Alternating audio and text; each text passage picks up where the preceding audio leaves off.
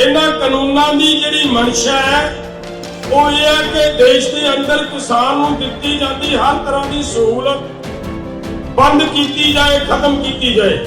अगर MSP है, MSP थी, MSP रहेगी, तो मोदी जी एक गल दसन कि बिहार का किसान 900 नूं झोना क्यों सक रहा है। कैट के अंदर लिखिया कि अगर भारत के संविधान का कोई कानून गैट के नियम, गैट के कानून के नाल टकराउंदा है तो भारत को आपके संविधान का कानून बदलना पड़ेगा, गैट का कानून नहीं बदला जाएगा।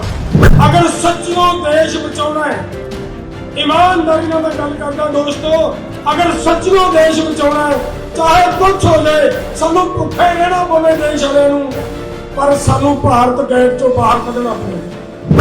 अगर भारत गैट चों बाहर आ गया तो सारे बीमारी की जड़ कट्टी जाऊगी, सारा कुछ खत्म कर लांगे। अगर भारत गैट चों बाहर ना आया तो तुसी हर हाल च गुलाम होवोगे।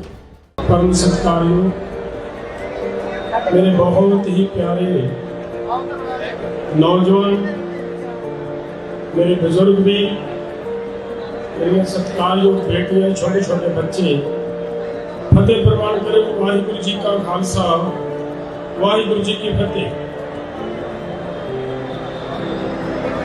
अज जिस तरीके दे नाल मैं ऐसे इकट्ठ दे विच जिस वेले तुहाडा एक प्रोग्राम बन रहा सी ना इत्थे इकट्ठ करन दा, ते बलजीत होरां ने मैनूं कहा भी अंकल जी आपां जाना है, नौजवान इकट्ठे करने हैं, तुसीं जरूर समा कढो।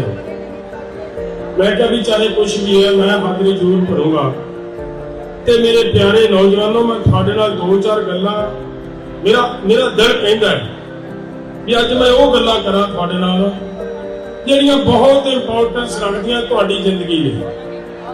ते मैं नाल दी नाल जिहड़े मेरे कलाकार बच्चे ने इन्हां नूं भी मैं एक बेनती करां कि प्यारिओ, जिहड़ियां मैं 2 4 5 7 गल्लां दस्सणीआं तुहाडे नाल साझीआं करनीआं है, कृपा करके इहनूं कलमबद्ध करन दी कोशिश करियो हुण, क्योंकि आदमी का पता कोई नहीं, आदमी ने किदों इस जहान तो चले जाना।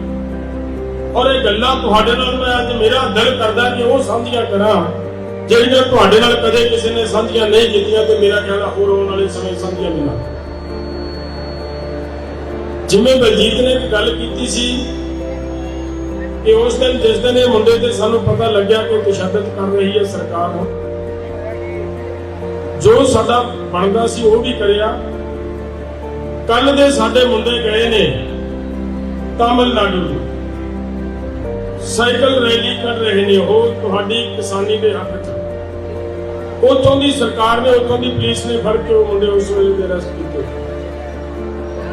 रात फिर वही टाइम सी जदों मेरे कोले गल आई, रात नूं असीं उहदे ते बोले आ ते कल्ला बोले नहीं, पंजाब गवर्नमेंट नूं इह गल कही है कि पता करो कि साडे मुंडे दा नुकसान ना हो जाए, उत्ते किते ना होवे उत्थों दी कहानी इत्थे आ खड़ी हो पंजाब दे विच।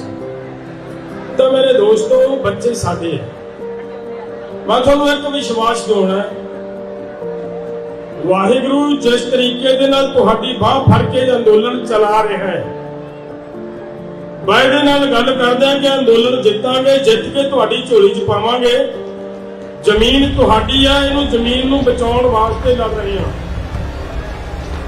पर मेरी बेनती है कि इदू अगला अंदोलन जिहड़ा होना वो तुसीं लड़ना है, ਉਹਦੇ वास्ते तैयारी करने की लोड़ है। तो अगला अंदोलन होना की है ਉਹਨੂੰ समझण की लोड़ है।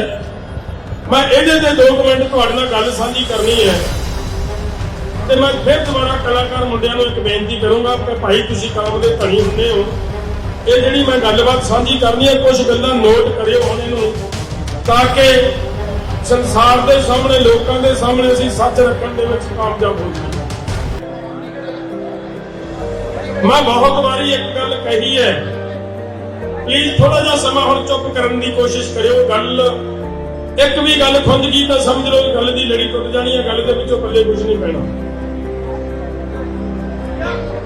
असीं अक्सर बहुत बारी ये गल कही है भी ये कानून आए ने, जमीन लेनी है, कारपोरेटां नूं देनी है, ये असीं सारे बोल रहे हैं। एक एक गल तुहाडे तक पहुंच चुकी है, कानून किहो जे ने, ਕਿਵੇਂ ਸਾਡੇ ਲਈ ਮਾਰੂ ਹੈ, ਸਾਰੀ ਗੱਲ ਅਸੀਂ ਸਮਝੀਏ।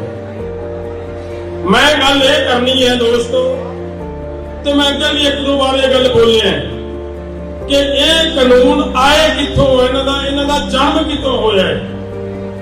ਇਸ ਗੱਲ ਨੂੰ ਸਮਝੀਏ। ਜੇਕਰ ਤੁਸੀਂ ਸਾਰੇ ਨੈਟ ਚਲਾਉਣੇ ਹੋ, ਮੇਰਾ ਖਿਆਲ ਹੈ ਗੂਗਲ ਸਾਰੇ, ਮਤਲਬ ਮੈਂ ਤਾਂ ਬੁੜਾ ਹੋ ਗਿਆ, ਮੈਨੂੰ ਤਾਂ ਮਨ ਨਹੀਂ, ਮੈਂ ਤਾਂ ਕੋਈ ਹੋਰ ਸੋਰਸਾਂ ਤੋਂ ਪੜ੍ਹੀਆਂ ਗੱਲਾਂ ਹੈ, ਲੇਕਿਨ ਤੁਹਾਡੇ ਦਾ ਕੋਲੇ ਪਿਆ ਨੈਟ ਤੋਂ ਜਦੋਂ ਮਰਜ਼ੀ ਖੋਲ ਲਿਓ ਇਹ ਗੱਲਾਂ। ਇਹ ਕਾਨੂੰਨ ਬੱਚਿਓ ਨਿਕਲੇ ਆ ਗੈਂਟ ਚੋਂ ਨਿਕਲੇ ਨੇ।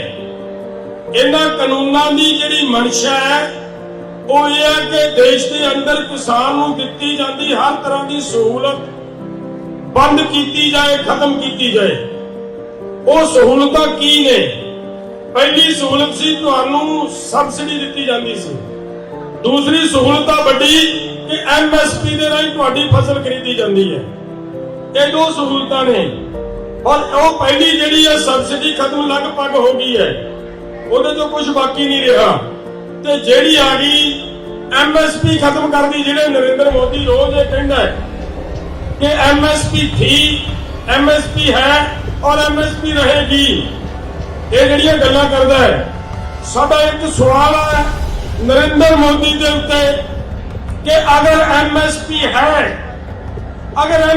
ਹੈ, ਅਮਰ MSP ਥੀ, ਤਾਂ ਕੱਲ ਜਦੋਂ ਕਿਸਾਨਾਂ ਦੀ ਮੱਕੀ 600 ਨੂੰ ਵਿਕ ਰਹੀ ਸੀ, ਉਸ ਵੇਲੇ ਜਿਹੜੀ MSP ਕਿੱਥੇ ਸੀ? MSP ਆ ਮੱਕੀ ਦੀ 1840 ਰੁਪਏ ਪ੍ਰਤੀ ਕੁਇੰਟਲ MSP ਹੈ, ਔਰ ਕਿਸਾਨ ਵਿਚਾਰਾ 600 ਨੂੰ ਕੁਇੰਟਲ ਸਿੱਟਣ ਲਈ ਮਜਬੂਰ ਹੋਇਆ ਹੈ। ਅਗਰ MSP ਹੈ, MSP ਥੀ, MSP ਰਹੇਗੀ, ਤਾਂ ਮੋਦੀ ਜੀ ਇੱਕ ਗੱਲ ਦੱਸਣ ਕਿ ਬਿਹਾਰ ਦਾ ਕਿਸਾਨ 900 ਨੂੰ ਝੋਨਾ ਕਿਉਂ ਸਿੱਟ ਰਿਹਾ ਹੈ? ਕਿਉਂ ਸਿੱਟ ਰਿਹਾ ਵਿਚਾਰਾ 900 ਨੂੰ ਕਿਸਾਨ? ਤੇ ਮੇਰੇ ਦੋਸਤੋ, ਜਿਹੜੇ ਹਾਲਾਤ ਉੱਥੇ ਪੈਦਾ ਹੋਏ ਨੇ ਉਹ ਪੂਰੇ ਦੇਸ਼ ਦੇ ਅੰਦਰ ਪੈਦਾ ਕਰਕੇ ਸਸਤਾ ਮਜ਼ਦੂਰ ਕਾਰਪੋਰੇਟ ਲੋਕਾਂ ਨੂੰ ਦੇਣ ਦੀ ਇੱਕ ਨੀਤੀ, ਇੱਕ ਪਾਲਿਸੀ ਦੇ ਤਹਿਤ ਸਾਰਾ ਕੁਝ ਹੋ ਰਿਹਾ ਹੈ। ਤਾਂ ਮੈਂ ਗੱਲ ਕੀਤੀ ਸੀ, ਹੁਣ ਧਿਆਨ ਰੱਖਿਓ ਗੈਟ ਦੀ। ਗੈਟ ਦਾ ਫਾਰਮਰ ਭਾਰਤ ਆਪਣੇ ਕਿਸਾਨਾਂ ਨੂੰ MSP ਦੇਣੀ ਬੰਦ ਕਰੇ। ਹੁਣ ਸਵਾਲ ਇਸ ਗੱਲ ਨੂੰ ਸਮਝਣ ਦੀ ਲੋੜ ਹੈ ਕਿ ਉਸ ਗੈਟ ਦੇ ਵਿੱਚ ਹੋਰ ਬਹੁਤ ਕੁਝ ਹੈ ਜਿਹੜਾ ਤੁਹਾਨੂੰ ਪੂਰੇ ਦੇਸ਼ ਨੂੰ ਗੁਲਾਮ ਬਣਾਉਣ ਦੀ ਨੀਤੀ ਨਾਲ ਆਇਆ।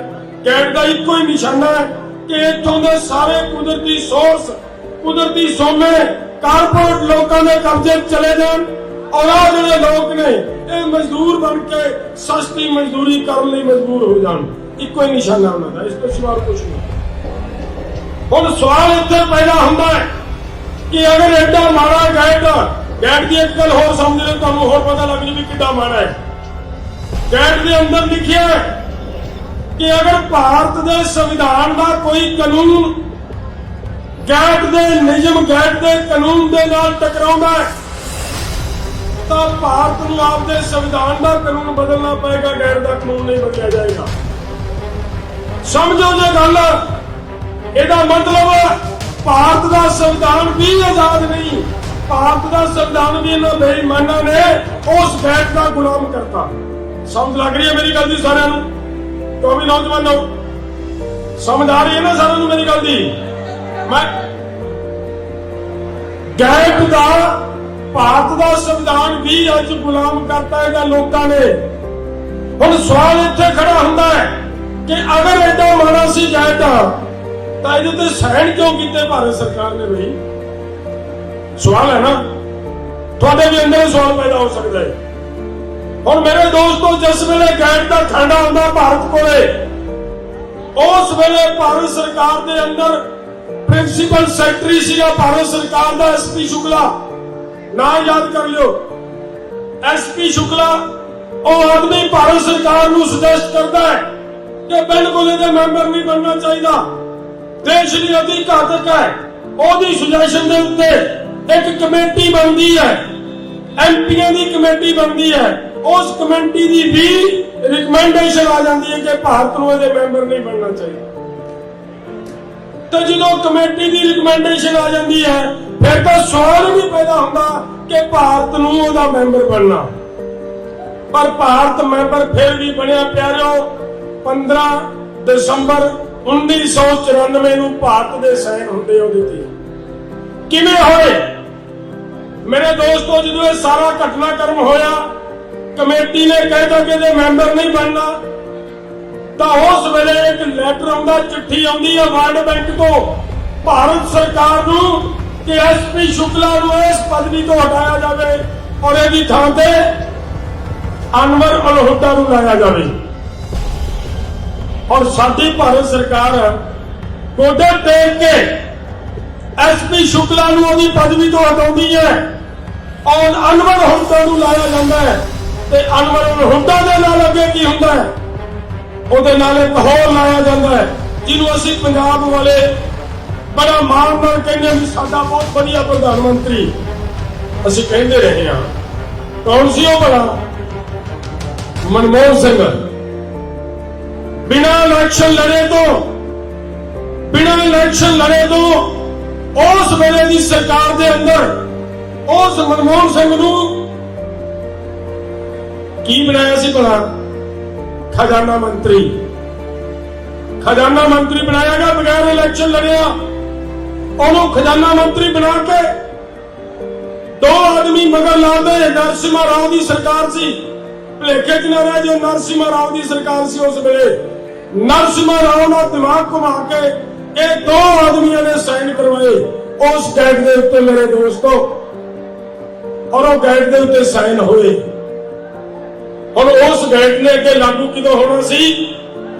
2004 जिस वेले 2004 दे विच गैट ने लागू होना सी, उस वेले फिर प्रधानमंत्री वो चाहिदा सी जिहड़ा उन्हां दीयां पॉलिसियां नूं लागू करदा, उन्हां दीयां नीतियां नूं लागू करदा। डॉक्टर मनमोहन सिंह का भी तुसीं हिस्ट्री पढ़ दो किते, वो जिहड़ी वर्ल्ड बैंक दे विच डेपूटेशन ते रह के आया, उन्हां दा की कहां मैं जिन्हां लोकां नूं उन्हां दे अंदर रह के उन्हां दा बन के आया और भारत नूं बेचण दी तैयारी करके आए लोग। तो मेरे दोस्तों फिर उस वेले अगे जाके 2004 के समय के उत्ते उन्हें लागू होना गैट ने पूरी तरह। ते सन 2000 दे विच प्यारिओ सन 2000 दे विच एक एग्रीकल्चर पॉलिसी बनती है। उस एग्रीकल्चर पॉलिसी दे विच लिखिया है कि भारत की खेती बड़ी छोटी है, इत्थे घट्टो घट्ट 10-10 हज़ार एकड़ दे 15-15 हज़ार एकड़ दे फार्म तैयार किए जान और इन्हां किसानों को खेती चों बाहर कढ़िया जाए। वो 2000 की पॉलिसी एग्रीकल्चर पॉलिसी पढ़ ली, भारत सरकार की 2000 की एग्रीकल्चर पॉलिसी। मेरे प्यारे नौजवानों दोस्तों, ईमानदारी नाल एक गल दस्सिओ, आ जिहड़ियां मैं 2-3 गल्लां तुहानूं दस्सियां सच्ची गल दसनी है, झूठ नहीं बोलना। ऐदू पहला किसी लीडर ने दसिया चौमी दोस्तों मगरले भी दसिया किसी ने नहीं दसिया, नहीं ना दसिया। हुण एक सवाल है, एक सवाल खड़ा हुंदा इत्थे कि मेरे प्यारे वीरों, जेड़े लोग पार्लीमेंट जाते हैं, कानून घारे जाते हैं, कानून उन्होंने बनाने होंगे है। आ सारा कुछ जो साडे गल च ड्रामा पाया है, आ जिहड़ा फाया साडे गल च पाया है, उस पार्लीमेंट ने पाया है ना। मेरा सवाल है कि जां तां मेरे दोस्तों ये कहना कि सानू आ सारे घटनाक्रम का पता नहीं, अनजान है, सानू नहीं पता भी ये कुछ होया देश नाल। ते जे ये अनजान है तो फिर इस सतह ते लाउण दे काबिल है? सोचो भला तुम दोस्तों, की फैसले लेंगे, की कानून बनाएंगे जे इन्होंने पता ही नहीं कि साडे देश नाल हो की रहा है। तो जेकर इन्होंने पता है तो जान के नहीं दस रहे लोगों को, तो फिर उदू भी खतरनाक है बेईमान है दोस्तों। फिर बेईमान है कि नहीं है बोलो? तो ये मेरे वीरों, ये साडे देश का ढांचा करने वाले लोग ने, साडे कानून बना के साडे ते थोपण वाले लोग ने। उम्मीद ना रखियो कि ये मोदी चला जाऊगा तो शायद कांग्रेस आके तुहाडे कानून वापस ले लूगी। ਉਹਦੇ ਕਦਾਰ ਤੇ ਬੈਠੇ ਨੇ ਕਿ ਇਹ ਕਾਨੂੰਨ ਕਿਤੇ ਮੋਦੀ ਦੇ ਹੁੰਦਿਆਂ ਪੂਰੀ ਤਰ੍ਹਾਂ ਲਾਗੂ ਹੋ ਜਾਣ, ਸਾਨੂੰ ਉਦੋਂ ਅਗਲਾ ਜਿਹੜੀ ਟਰਮ ਮਿਲੇ ਉਹ ਆਰਾਮ ਨਾਲ ਬੈਠ ਕੇ ਰਾਜ ਕਰੀਏ।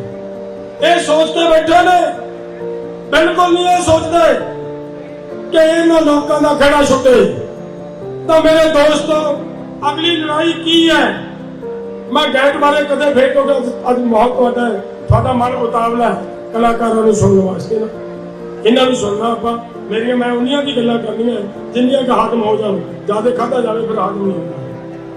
ਤਾਂ ਮੇਰੀ ਬੇਨਤੀ ਹੈ ਕਿ ਸਾਡਾ ਜਿਹੜਾ ਸਮਾਂ ਹੈ ਉਹ ਹੁਣ ਅਗਲੀ ਲੜਾਈ ਕੀ ਬਣਦੀ ਹੈ। ਅਗਰ ਸੱਚੀਓ ਦੇਸ਼ ਬਚਾਉਣਾ ਹੈ, ਈਮਾਨਦਾਰੀ ਨਾਲ ਮੈਂ ਗੱਲ ਕਰਦਾ ਦੋਸਤੋ, ਅਗਰ ਸੱਚੀਓ ਦੇਸ਼ ਬਚਾਉਣਾ ਹੈ, ਚਾਹੇ ਕੁਛ ਹੋ ਜਾਏ, ਸਾਨੂੰ ਭੁੱਖੇ ਰਹਿਣਾ ਪਵੇ ਦੇਸ਼ ਵਾਲਿਆਂ ਨੂੰ, ਪਰ ਸਾਨੂੰ ਭਾਰਤ ਗੇਟ ਚੋਂ ਬਾਹਰ ਕੱਢਣਾ ਪੈਣਾ। ਅਗਰ ਭਾਰਤ ਗੇਟ ਚੋਂ ਬਾਹਰ ਆ ਗਿਆ ਤਾਂ ਸਾਰੇ ਬਿਮਾਰੀ ਦੀ ਜੜ ਕੱਟੀ ਜਾਊਗੀ, ਸਾਰਾ ਕੁਝ ਖਤਮ ਕਰ ਲਾਂਗੇ। ਅਗਰ ਭਾਰਤ ਗੇਟ ਚੋਂ ਬਾਹਰ ਨਾ ਆਇਆ ਤਾਂ ਤੁਸੀਂ ਹਰ ਹਾਲ 'ਚ ਗੁਲਾਮ ਹੋਵੋਗੇ।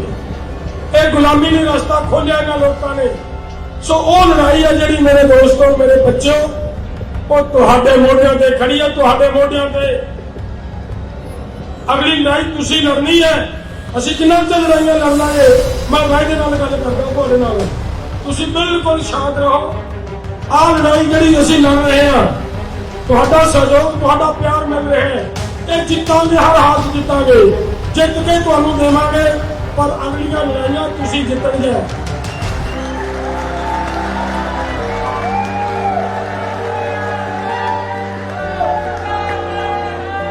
ਇਸ ਤੋਂ ਅਗਲੀਆਂ ਲੜਾਈਆਂ ਨੌਜਵਾਨੋ ਉਹ ਤੁਸੀਂ ਲੜਨੀਆਂ ਤੇ ਤੁਸੀਂ ਜਿੱਤਣੀਆਂ। ਵੱਲ ਸਿੱਖ ਲਿਓ ਬਸ ਇੱਕ ਗੱਲ ਦਾ।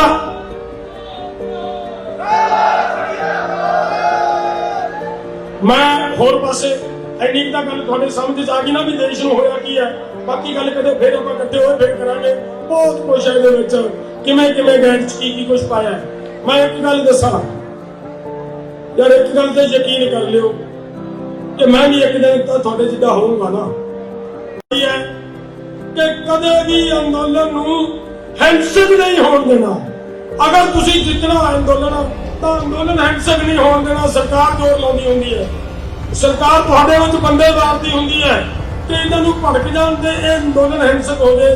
ਕੱਲਾ ਇੱਕੋ ਹੀ ਤਰੀਕਾ ਸਰਕਾਰ ਕੋਲੇ ਕਿ ਅੰਦੋਲਨ ਨੂੰ ਹਿੰਸਕ ਕਰਕੇ ਔਰ ਤੁਹਾਡੇ ਤੇ ਲਾਠੀਆਂ ਬਰਸਾ ਕੇ, ਤੁਹਾਡੇ ਤੇ ਕੇਸ ਮੁਕੱਦਮੇ ਪਾ ਕੇ ਤੁਹਾਡੇ ਅੰਦੋਲਨ ਨੂੰ ਕਿਵੇਂ ਖਿਲਾਰਿਆ ਜਾ ਸਕੇ, ਉਹਦੇ ਤੇ ਜ਼ੋਰ ਦੇਣਾ। ਅਗਲੀ ਲੜਾਈ ਬਹੁਤ ਤਕੜੀ ਹੈ, ਬਹੁਤ ਵੱਡੀ ਲੜਾਈ ਹੈ। ਜਿੱਥੇ ਵਰਲਡ ਬੈਂਕ ਦੀ ਚਿੱਠੀ ਆਉਂਦੀ ਹੈ ਕਿ ਇੱਥੇ ਅਨਵਰ ਹੁੱਡਾ ਨੂੰ ਲਾਓ ਔਰ ਇਹਨੂੰ SP ਸ਼ੁਕਲਾ ਨੂੰ ਹਟਾਓ, ਤਾਂ ਫਿਰ ਅੰਦਾਜ਼ਾ ਲਾਓ ਮਗਰ ਕਹਿੰਦੇ ਇਹਨਾਂ ਕਾਨੂੰਨਾਂ ਦੇ ਮਗਰ ਕੌਣ ਖੜਾ ਹੈ। ਤੁਹਾਡੀ ਲੜਾਈ ਉਹਨਾਂ ਲੋਕਾਂ ਨਾਲ ਵੀ ਹੈ। ਔਰ ਇੱਥੇ ਭਾਰਤ ਨੂੰ ਅਸੀਂ ਵਾਪਸ ਇਸ ਗੇਟ ਚੋਂ ਵੀ ਬਾਹਰ ਕੱਢਣਾ। ਔਰ ਅੱਜ ਭਾਰਤ ਦੀ ਹੀ ਪਾਰਲੀਮੈਂਟ ਦੇ ਵਿੱਚੋਂ ਇਹ ਕਾਨੂੰਨ ਰੱਦ ਕਰਵਾਉਣੇ ਆ, ਹਰ ਹਾਲ ਦੇ ਵਿੱਚ ਵਾਪਸ ਕਰਵਾਉਣੇ ਆ। ਕਿਉਂਕਿ ਇਹ ਕਾਨੂੰਨ ਆ ਜਿਹੜੇ ਪਿਛਲੇ ਦਿਨਾਂ ਦੇ ਵਿੱਚ ਮੈਂ ਇੱਕ ਮਹਾਂਪੁਰਸ਼ ਨੂੰ ਮਿਲਿਆ, ਉਹ ਮੈਨੂੰ ਕਹਿੰਦੇ ਪ੍ਰਧਾਨ ਜੀ ਐਂ ਕਰੋ ਕੁਛ ਵਾਧਾ ਘਾਟਾ ਕਰਕੇ ਨਿਬੇੜ ਦਈਏ। ਤਾਂ ਮੈਂ ਇਹਦੇ ਤੇ ਵੀ ਦੱਸਣਾ ਚਾਹੁੰਦਾ ਹੈ ਕਿ ਵਾਧੇ ਘਾਟਿਆਂ ਵਾਲੀ ਲੜਾਈ ਨਹੀਂ ਇਹ। ਆਹ ਲੜਾਈ ਦੇ ਵਿੱਚ ਅਸੀਂ ਲੈਣ ਕੀ ਲੱਗਿਆ? ਕੁਛ ਵੀ ਨਹੀਂ। ਇੱਕ ਤਾਂ ਹੁੰਦਾ ਜੀ ਅਸੀਂ ਕੁਝ ਮੰਗਿਆ ਸਰਕਾਰ ਤੋਂ ਵੀ ਸਾਨੂੰ ਆਹ ਦਿਓ, ਅਸੀਂ ਮੰਗਦਾ ਕੁਛ ਰਹੇ ਹੀ ਨਹੀਂ। ਅਸੀਂ ਕੀ ਕਹਿ ਰਹੇ ਹਾਂ ਕਿ ਜੋ ਸਾਡੇ ਕੋਲੇ ਹੈਗਾ ਕਿਰਪਾ ਕਰਕੇ ਸਾਡੇ ਕੋਲੇ ਰਹਿਣ ਦਿਓ। ਲੜਾਈ ਤਾਂ ਇਹ ਹੈ ਨਾ। ਤੇ ਜੇ ਅਸੀਂ ਵਿੱਚ ਵਿਚਾਲੇ ਗੱਲ ਕਰਾਂਗੇ, ਕਿਤੇ ਕੰਪਰੋਮਾਈਜ਼ ਦੀ ਗੱਲ ਕਰਾਂਗੇ, ਤਾਂ ਇਹਦਾ ਮਤਲਬ ਹੈ ਕਿ ਕੁਛ ਨਾ ਕੁਛ ਸਰਕਾਰ ਨੂੰ ਦੇਣਾ ਮੰਨ ਕੇ ਕਰਾਂਗੇ ਨਾ। ਤੇ ਜਦੋਂ ਸਾਨੂੰ ਪਤਾ ਹੈ ਕਿ ਸਾਡਾ ਤੇ ਅਸੀਂ ਤੇ ਇੱਕ ਵੱਟ ਤੋਂ ਉੱਤੇ ਕਿਸੇ ਨੂੰ ਟੱਕ ਨਹੀਂ ਲਾਉਣ ਦਿੰਦੇ, ਤੇ ਕੋਈ ਸਾਡੀ ਜ਼ਮੀਨ ਨੂੰ ਕਬਜ਼ਾ ਕਰਨ ਦੀ ਗੱਲ ਕਰੇ, ਬਿਲਕੁਲ ਨਹੀਂ ਹੋਣ ਦੇਵਾਂਗੇ, ਬਿਲਕੁਲ ਨਹੀਂ ਹੋਣ ਦੇਵਾਂਗੇ। ਗੱਲ ਚਿੰਤਾ ਕਰਨ ਦੀ ਲੋੜ ਨਹੀਂ। ਮੇਰੇ ਨੌਜਵਾਨ ਬੱਚਿਓ, ਤੁਹਾਡੇ ਤੋਂ ਬਿਨਾਂ ਇੱਕ ਗੱਲ ਸਮਝੋ, ਸਾਨੂੰ ਜ਼ਮੀਨ ਜਿੱਦਾਂ ਤੁਸੀਂ ਹੋ ਏਡਾ ਮੇਰੇ ਵੀ ਹੈਗਾ। ਮੈਨੂੰ ਜ਼ਮੀਨ ਦੀ ਤਾਂ ਲੋੜ ਹੈ ਜੇ ਮੇਰਾ ਉਹ ਹੈਗਾ। ਕੀ ਖਿਆਲ ਹੈ ਵੀ ਮੈਨੂੰ ਜ਼ਮੀਨ ਦੀ ਤਾਂ ਲੋੜ ਹੈ जे मेरा पुत हैगा, मेरा पोतरा हैगा, तो जे मैं आपका पोती नहीं रहा मेरे कोले, तो मैं जमीन की सच मारनी, कोई वैल्यू है उस जमीन की? इस करके साडे कोले तुसी होने चाहिए आ। थानू जिउंदे रखना साडी जिम्मेवारी है, असी मरना साडू असी मर जाएंगे, कोई चिंता नहीं है इस गल की, क्योंकि असी उम्र खाती खड़े। तुसी जिउंदे रहने तो तुसी लड़ाई लड़न दे कारपेट सीखने, ये सीख लो। आने वाली लड़ाई तुहाडे ते खड़ी है नौजवानों। गैर चो देश नू बाहर कड्ढण दी बहुत लोड़ है और बहुत डट के लड़ाई लड़नी पैनी है, और वो लड़ाई लंबी चलनी है, बहुत लंबी, और निक्की जी लड़ाई नहीं होगी। और उस दे लई तकड़े होकर हमला मारन की लोड़ है। मैं समा बहुत ले लिया, तो इन्नियां कि जिहड़ियां मैं बेनतियां कीतियां है, इन्नियां बेनतियां नूं नोट कर लिओ दिमाग दे विच कि देश नाल इह कुछ होया है, ये होया है। हुण तुहानूं एक छोटी जी मिसाल होर दे दिंदा। तुसीं मैनूं ऐ दस्सिओ कि बहुत सारियां स्टेटां जिहड़े पंजाब वाले भी हो, सरकार ने कहा सी पिछे जे कि शहीद आजम सरदार भगत सिंह दा जिहड़ा नां है बच्चों के सिलेबस के विचों बाहर कढ़िया सी। याद है किसे कढ़िया सी ना? क्यों कढ़िया बई? साडा भगत सिंह साडे देश लई कुर्बानी दी, ते ओहदा नाम बच्चों ने सिलेबस चों कढ़ देना, ये खतरा किहनूं है? भारत नूं तां खतरा नहीं हो सकदा भगत सिंह तो भी नौजवानों, भगत सिंह तो देश नूं भारत नूं कोई खतरा नहीं हो सकता। उन्हां लोकां नूं खतरा है जिन्हां दे खिलाफ भगत सिंह की सोच सी, उन्हां लोकां नूं खतरा है। और उन्हां लोकां दीयां नीतियां इत्थे लागू करके ओहदा नाम बच्चों के सिलेबस चों कढ रहे हैं। और तुहाडे लई एक होर दस्सां, तुहाडीआं जड़ां कदरन वास्ते कि बच्चे नूं 8वीं तक फेल नहीं करना, बच्चा 8वीं तक फेल नहीं करना। ये क्यों आई गल? ये भी तुहाडीआं जड़ां कदरन वास्ते कि जे पढ़ गए तो फिर पढ़े तो IAS नहीं कर सकते है, पढ़िया तो IPS नहीं कर सकता है, पढ़िया PhD नहीं कर सकता है। इन्हां लोकां नूं जिन्हां दे कोले ज्ञान ही कोई नहीं, उन्हां नूं फिर गल किदों करन देणगे? इस करके इन्हां दी विद्या, इन्हां दा ज्ञान थल्ले ही खत्म कर दो, ताकि ये आने वाले समय दे विच गूंगे कौले बन के साडे मगर लगे फिरन, ते कदे फिर इकट्ठे होए, कदे फिर आपां मिले, फिर आपां ओह गल्लां करांगे ਜਿਹੜੀਆਂ ਅੱਜ ਕਿਹਾ ਜਾਂਦਾ ਹੈ। ਬਦਨਾਮ ਕੀਤਾ ਗਿਆ ਪੰਜਾਬ ਨੂੰ और भारत के नौजवान ਨੂੰ, कहता जी गैंगस्टर बन गए, कहता जी नशेड़ी हो गए। वो कदे फिर दसूगा कि वो मुड़ कित्थों सी, वो क्यों साडे बच्चे गैंगस्टर बने, वो मैं फिर किस दिन दस के जाऊंगा तुहानूं। ਉਹਦੇ भी मगरले पासे राजनीति है, किते तुसीं एवें नहीं। सो मेरी इन्नी बेनती प्रवान करो नौजवानों, मेरियां गल्लां जे चंगियां लगियां ते एक बारी नारा ला दो जोर नाल, पता लगे किसान एकता जिंदाबाद, देश भर दे किसानों एक हो जाओ। बहुत बहुत धन्यवाद। वाहिगुरू जी का खालसा। T5 चैनल पंजाबी हुणे सबसक्राइब करो, बेल आइकन ते क्लिक करो।